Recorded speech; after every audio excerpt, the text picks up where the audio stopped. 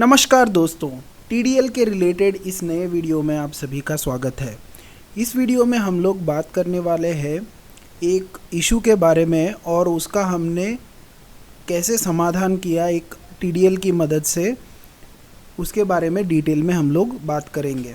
तो सबसे पहले बहुत सारे जो ई इनवॉइस वाले क्लाइंट्स हैं जिनका टर्नओवर 5 करोड़ से अबो है, जिनको ई इनवॉइस भी जनरेट करना पड़ता है और ई वे बिल भी जनरेट करना पड़ता है, बाय डिफ़ॉल्ट जो सेल्स या फिर परचेजेस की वाउचर होती है उसमें जो ई इनवॉइस उन्होंने जनरेट किया है या फिर ई वे बिल जो जनरेट किया है उसका एक्नॉलेजमेंट नंबर और डेट या फिर ई वे बिल का नंबर और date by default voucher screen में नहीं दिखता है, वो एडिशनल डिटेल्स में होता है। तो बहुत सी बार ऐसा होता था कि कई ई इनवॉइस जनरेट करने में मिस हो जाता था या फिर ई वे बिल जनरेट करने में मिस हो जाता था।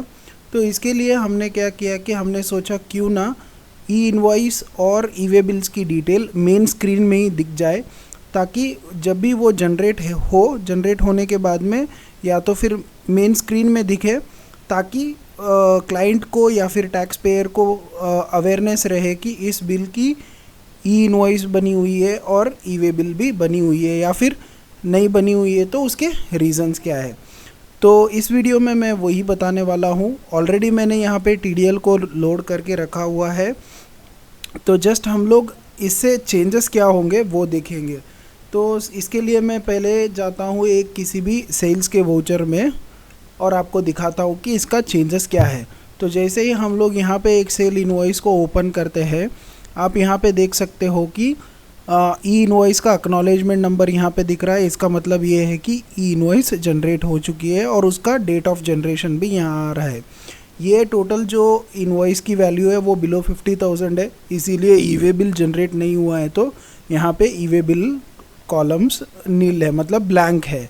और हम लोग यहाँ पे देख सकते हैं कि जहाँ पे 50,000 के अबो है, ई वे बिल जनरेटेड है और ई इनवॉइस भी जनरेटेड है, तो उस केस में E invoice number, E invoice date, E way bill number और ई वे बिल डेट भी यहाँ पे दिखाई दे रही है। उसके साथ साथ पार्टी का जीएसटी नंबर जो भी है वो भी यहाँ पे दिखाई दे रहा है।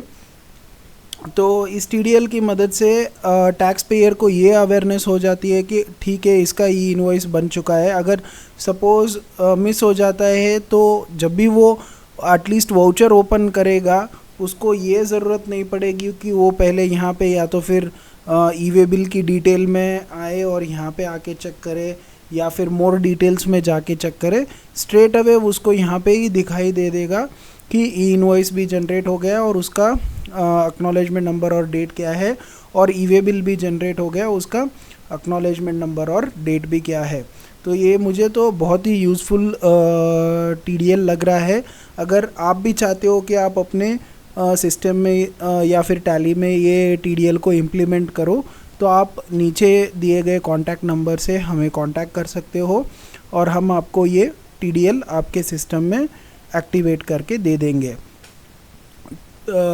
यहाँ पे एक और चीज़ आपको बता दूँ कि यहाँ पे आप ई इनवॉइस एक्नॉलेजमेंट नंबर या फिर डेट कुछ भी यहाँ से अपडेट नहीं कर सकते हो। जो ऑलरेडी आपके अपडेट हुए हैं वही डिटेल्स यहाँ पे दिखाई देंगे, ठीक है।